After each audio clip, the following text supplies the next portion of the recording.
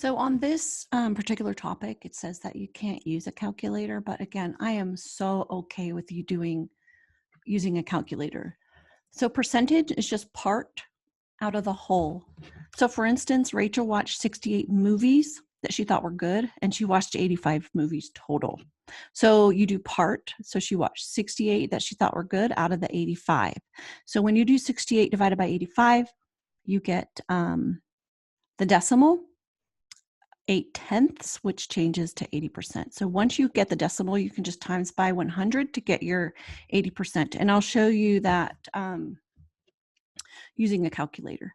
So Ahmad is riding on a bike course that is 40 miles long. So far, he has ridden 22 miles of the course.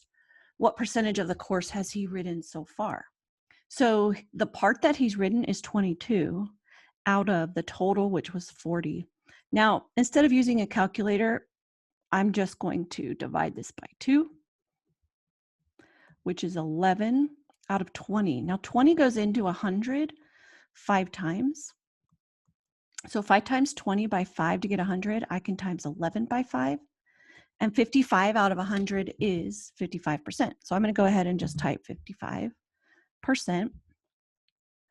So if there's a way to put it out of 100 without doing a calculator, I kind of like to do that just because it's easier than trying to get my calculator out. Okay, so Don spent a total of $30, so I think that's going to be in my denominator. Of this amount, he spent $18 on fruit. What percentage of the total did he spend on fruit?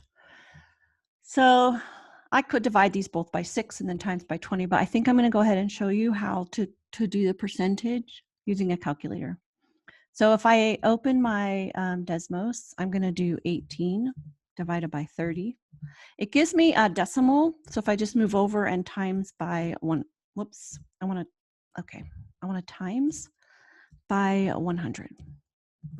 And that's going to give me the 60% that I'm going to type in. Don't forget your percent sign. And that's the end of the lesson.